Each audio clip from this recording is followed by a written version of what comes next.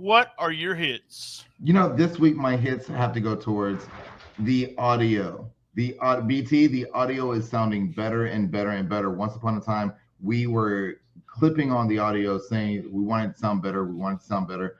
In my opinion, it sounds great this week. And it's been sounding great for the past couple of weeks. You got Pete Pranica back with Memphis Wrestling. Awesome.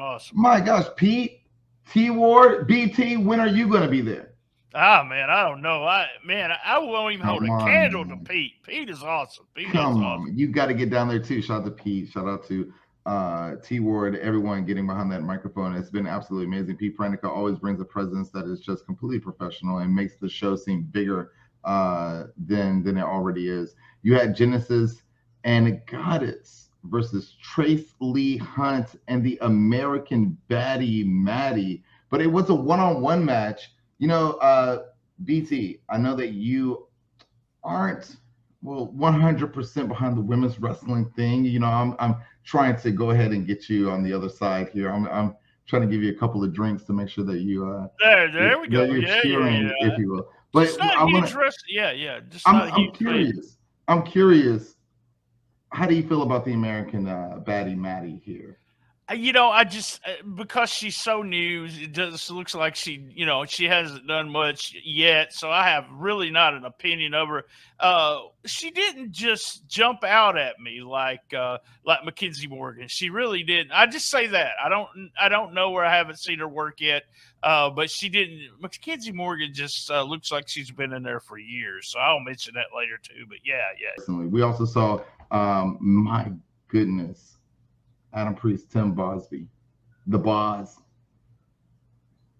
It was his second match on television. We have 3 matches on video so far of this guy. He is going to be a star. A star. He is a jinx. He's a star, BT. And I got to give you the utmost respect here. You called it right out the gate that Tim Bosby is going to be something, and I am right there with you. He is going to be a major threat to the title division in Memphis Wrestling. Also, Ray Sanders, Mackenzie Morgan, Derek King, taking the Team Russell Center, I believe. That's right. Team Russell Center against the Clique. So the Hollywood Clique. My gosh, we saw them win the Team Russell Center thanks to Derek King and that super kick, that classic super kick, gets the 1, 2, 3 here against the Hollywood Clique, and that's got to be a big win there for Ray Sanders moving on and advancing in the trios tournament here. But I want to know your thoughts, because you have a mind for this business that runs deep. And for me, as maybe somebody that's a little bit more I want to say maybe a little bit more selfishly in tuned with WWE programming, WWE being very specific. I want to know, as a Memphis wrestling fan, how do you feel in this match about Ray Sanders getting that win over the Hollywood Clique with Derek King, who also had his issues with the Hollywood Clique, Mackenzie Morgan? Does that make the Clique look weak, or is this exactly what's supposed to be happening? No.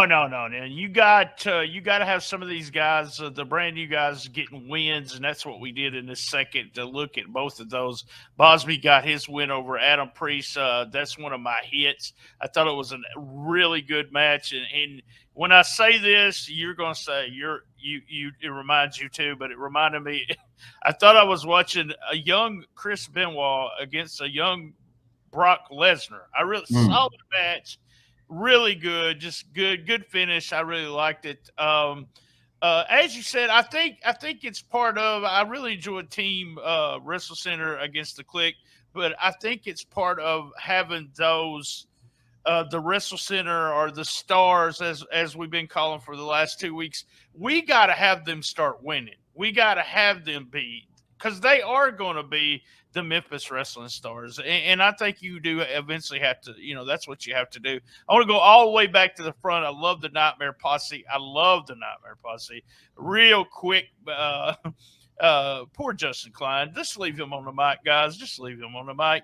And Pete Pranica as you said, man, he just brings something different to the show. It's so professional. He has the voice. And if you listen to a Grizzly game, you get to hear him. And it's kind of funny because all of a sudden, oh, wow, he's talking wrestling. He also does something that a lot of people in his position don't do. He follows the product. He stays updated. He knows what's going on. He's prepared. Big thumbs up. Wish we could have him almost every week there. All right.